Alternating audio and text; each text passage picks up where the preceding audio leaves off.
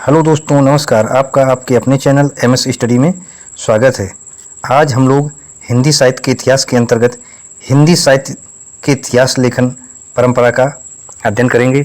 इसके पहले लेखन परंपरा के अंतर्गत हम लोग Garcin de Tassy, Shiv Singh Sengar, George Grierson, Mishra Bandhu और आचार्य रामचंद्र शुक्ल आदि लेखकों का अध्ययन कर चुके हैं। हमने बताया था कि इसके अंतर्गत कई अन्य लेखक हैं जिनको हम आगे की कक्षा में देखेंगे, जिनको आज हम देख रहे हैं। इसके अंतर्गत हम देखेंगे आचार्य हजारी प्रसाद द्विवेदी, डॉक्टर राम कुमार वर्मा, डॉक्टर धीरेन्द्र वर्मा, गणपत चंद्र गुप्त, डॉक्टर नगेंद्र, डॉक्टर बच्चन एवं इसी कड़ी के अन्य कवियों को देखेंगे जो टीजीटी, पीजीटी, टीईटी एवं सुपर टेट जैसी परीक्षाओं के लिए बहुत ही महत्वपूर्ण है। और ये हमारी आज की क्लास हिंदी की 10वीं क्लास होगी।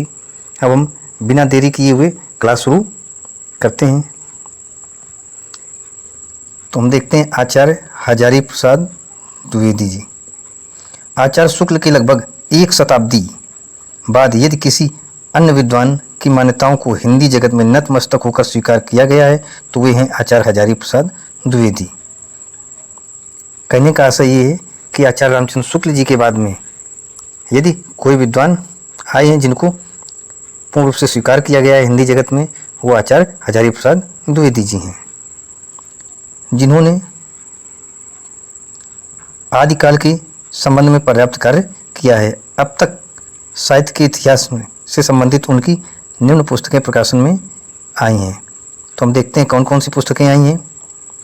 पहली है हिंदी साहित्य की भूमिका, दूसरी है हिंदी साहित्य उदय और विकास, तीसरी है हिंदी साहित्य का आदिकाल। ये 3 पुस्तकें हैं जो बहुत ही महत्वपूर्ण हैं, सभी परीक्षाओं में पूछी जाने वाली पुस्तकें हैं।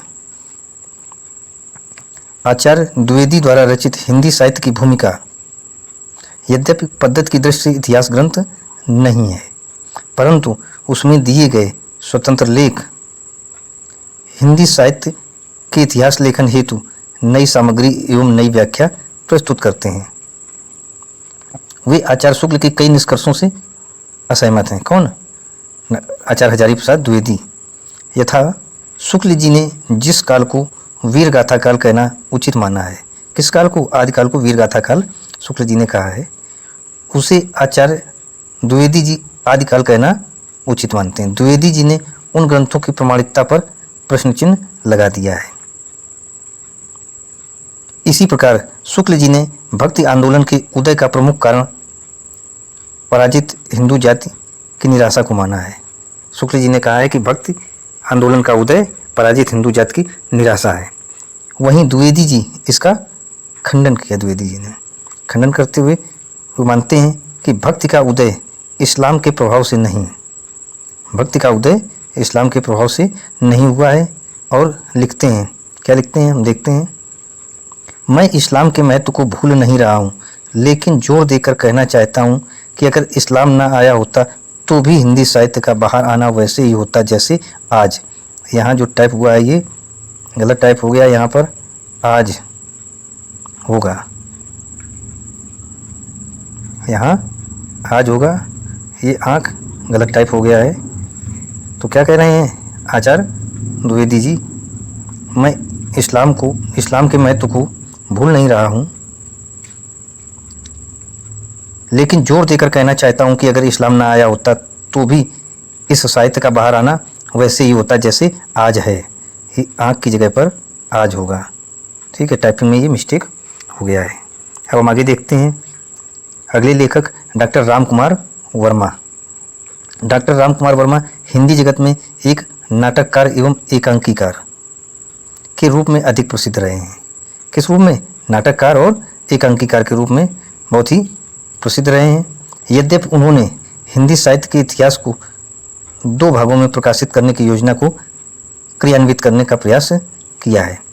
इनमें से एक भाग हिंदी साहित्य का आलोचनात्मक इतिहास, हिंदी साहित्य का आलोचनात्मक इतिहास सन 1938 ईस्वी में प्रकाशित हो चुका है, जिसमें 693 ईस्वी से 1693 ईस्वी तक के कालखंड को विवेचित किया गया है।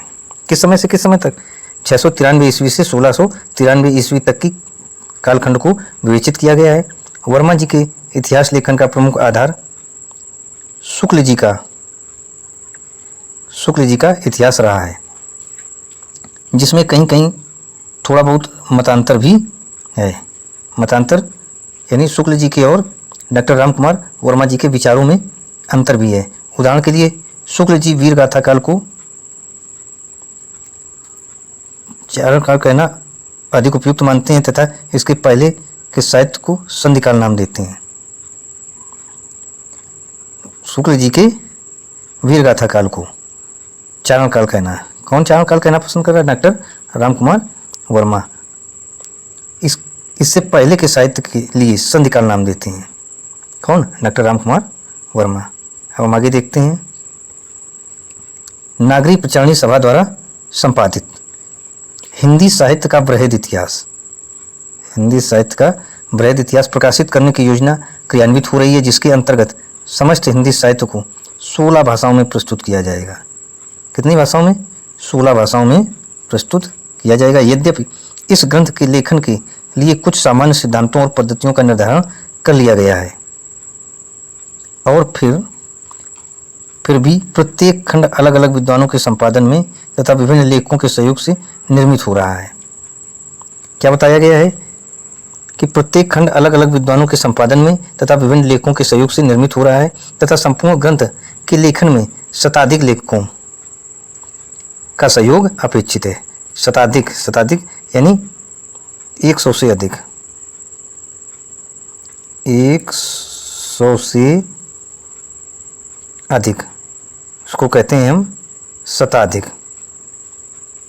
है ना। 100 से अधिक शताधिक लेखकों का सहयोग अपेक्षित है। किसमें? हिंदी साहित्य के बृहद इतिहास। जैसे नाम से ही प्रतीत होता है, बृहद यानी बहुत बड़ा इतिहास। ये कहाँ से प्रकाशित करने की योजना बन रही है? काशी नागरी प्रचारणी काशी से। हम आगे देखते हैं। अगले लेखक हैं डॉक्टर धीरेन्द्र वर्मा। इन्होंने हिंदी साहित्य नामक पुस्तक का संपादन किया और संपूर्ण हिंदी साहित्य को 3 कालखंडों में। पुस्तक का नाम क्या था? हिंदी साहित्य। इसके अंतर्गत इन्होंने लिखा है हिंदी साहित्य को 3 काल बताए हैं। कौन कौन से काल हैं? आदिकाल, मध्यकाल, आधुनिक काल। अब हम आगे देखते हैं। गणपत चंद्र गुप्त, इन्होंने हिंदी साहित्य का वैज्ञानिक इतिहास की रचना की है। इनकी पुस्तक का नाम क्या था? हिंदी साहित्य का वैज्ञानिक इतिहास। Very important. ये जो कृति है बहुत ही महत्वपूर्ण, परीक्षाओं में अक्सर पूछी जाती है। हम देखते हैं डॉक्टर नगेंद्र। इन्होंने हिंदी साहित्य का इतिहास जो 1973 ईस्वी में प्रकाशित हुआ था, इसके संपादक स्वयं और उप संपादक सुरेश चंद्र गुप्त थे। डॉक्टर नगेंद्र का जो हिंदी साहित्य का इतिहास है, इसके वे संपादक स्वयं थे, यानी उन्होंने ही संपादन किया था, और उप संपादक सुरेश चंद्र गुप्त थे। हम देखते हैं डॉक्टर बच्चन को। डॉक्टर बच्चन, इन्होंने 2 पुस्तकों को लिखा है। डॉक्टर बच्चन पूरा नाम हरिवंश राय बच्चन, ये महानायक अमिताभ बच्चन के पिताजी हैं। इन्होंने 2 पुस्तकें लिखी हैं हिंदी साहित्य लेखन परंपरा में। पहला है हिंदी साहित्य का दूसरा इतिहास, और दूसरी रचना इनकी है आधुनिक हिंदी साहित्य का इतिहास। अब इनके बाद में इसी कड़ी में अन्य लेखक हैं, जैसे विश्वनाथ त्रिपाठी हो गए, सूर्यकांत शास्त्री हो गए, है ना, श्याम सुंदर दास, डॉक्टर रामस्वरूप चतुर्वेदी, डॉक्टर नलिन विलोचन शर्मा, है ना, पद्मलाल पुन्नालाल बख्शी, सुमन राजे, अयोध्या सिंह उपाध्याय हरिऔध, आचार्य चतुर्सेन शास्त्री, वासुदेव सिंह, इन सभी ने लेखन परंपरा में अपना सहयोग किया है। तो आज हमने देखा हिंदी साहित्य के इतिहास लेखन परंपरा के जो भी लेखक थे उनके बारे में जाना, उनकी रचनाओं के बारे में जाना। तो यदि वीडियो आप लोगों को अच्छी लगी हो तो लाइक कीजिए, सब्सक्राइब कीजिए और अपने दोस्तों में शेयर कीजिए, ताकि उनको भी इसका लाभ मिल सके। आप लोग इसका नोट्स बनाते चलिए, ताकि आगामी परीक्षाओं के लिए बहुत ही उपयोगी रहे और परीक्षा में आपको सहायता मिले। तो आज की क्लास हमारी यहीं समाप्त होती है। Thank you.